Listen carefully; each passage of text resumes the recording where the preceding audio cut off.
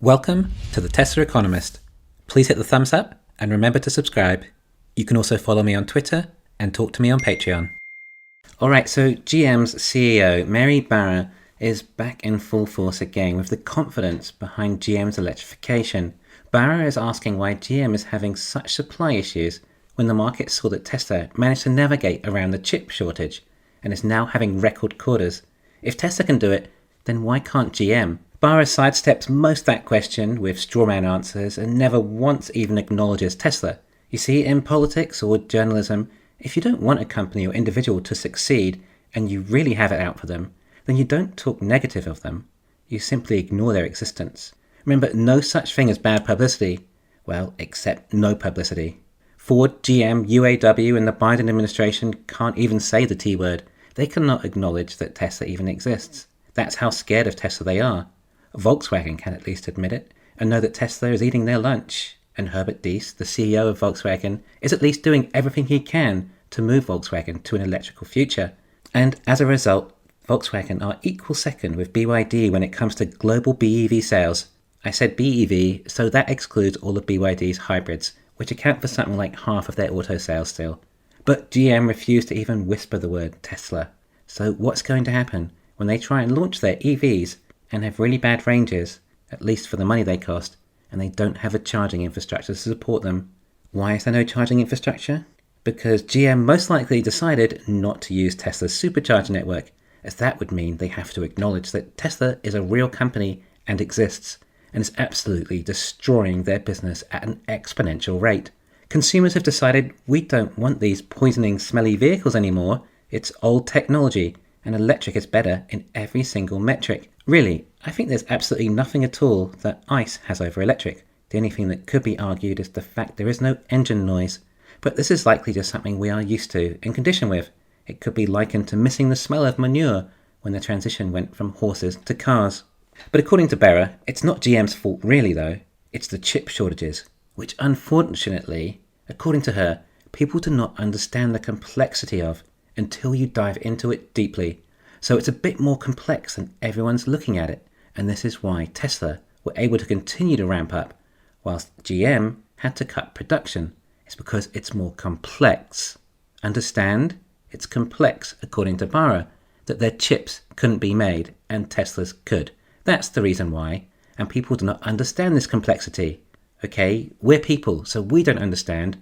Barra understands complexity though, and Tesla may not understand the complexity, but they didn't have the chip issues. Wait, Tesla did have chip issues too, and found a solution. Okay, so that was basically a non-answer to what was potentially an interesting question. But GM are supposedly seeing stronger supply in the fourth and first quarter, supposedly, so it'll be interesting to see if this is true. For those of you who don't know, Barra is a constant liar, so it's most likely that this is far from the truth. But I guess we will see how their supply picks up this quarter, and it will give us more information as to how much of this is a supply issue and how much is a demand issue. Remember, Tesla will sell nearly 1 million cars this year and have probably another 2 million on waiting lists now already. Well, that's 3 million consumers that didn't buy a GM. Tesla is not growing the automotive market, just the EV market, at the cost of the ICE market. Of course, Barra has to talk about the Hummer EV too, because that's GM's only EV that they really have, at least that don't catch fire continually. Well, maybe it's too early to call that. It could be another GM EV that goes up in flames. Yeah, who in their right mind really wants to risk being in a car built by a company that's last EV kept catching on fire? But it might be launched in November, apparently. Wow. Ah, what a brand, Hummer. The literal antithesis of all brands associated to cleaner energy. And then apparently the Cadillac Lyriq will launch early next year too. We look forward to hearing the full specifications of that and see what you actually get for your money. Spoiler alert, a lot less than a Model Y. But don't worry, there'll be lots of fancy lights and buttons to make it look like it's the future. The funny thing is, there'll be GM fans who watch this video and comment and say things like, "Oh, you're a Tesla channel, no wonder you're giving GM such a hard time. You're just being biased." Or how subjective I'm being about this. They realise very little still to this day just how unbelievably bad GM is. I'm being 100% objective. I researched this for a living. Even if GM did bring out a good electric car, it wouldn't have any impact on Tesla's sales anyway. Tesla are just in their own little world, making as many cars as they can. They don't need to find any more customers.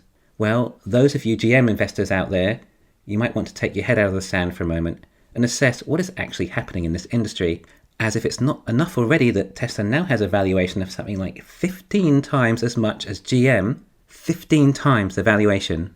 And GM are aiming for about 10,000 Hummers in the first year. Tesla should be producing that many every few days, just to put things into perspective. But here's where it gets crazy. Barra claims that GM will be the market leader in EVs, despite in the interview being told that right now Tesla is at a 63% market share, and then believe that by 2025 GM can catch up to Tesla.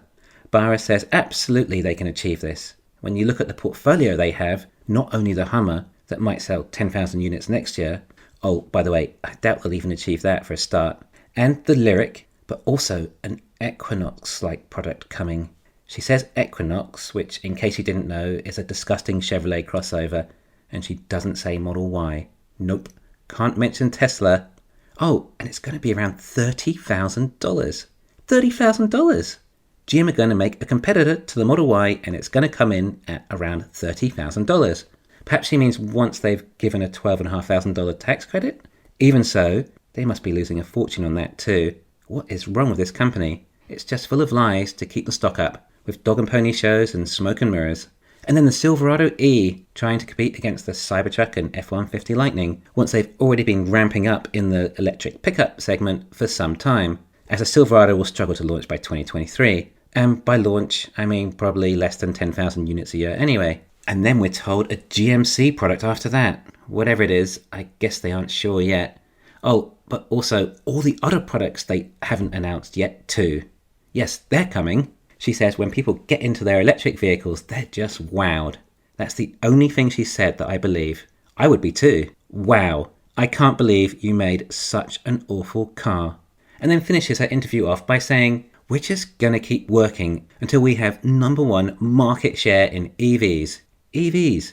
Not even EVs just in the US, but EVs globally, presumably. Funnily enough, Ford claimed the same thing.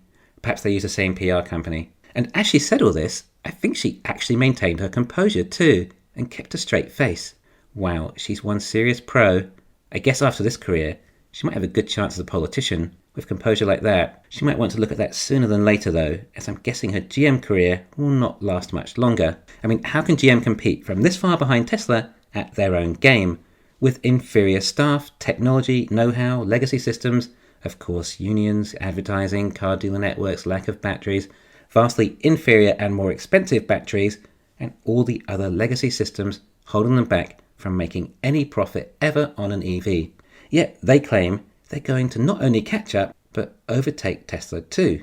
Tesla is disrupting the industry too much, too quickly, and we're seeing government and corporations doing everything they can to uphold their moat. But like I say, this moat is locking them in rather than keeping others out now. I can't see how GM can last much longer. I think 2025 has got to be a huge stretch for their survival, let alone to actually catch up to Tesla. Oh well, this is what the face of a highly unethical corporation looks like. We're witnessing it firsthand. Lie, lie, lie, deny, deny, deny, bankrupt, bankrupt, bankrupt. Good riddance, GM. Thanks for listening. Please hit the thumbs up and subscribe. You can follow me on Twitter and talk to me on Patreon.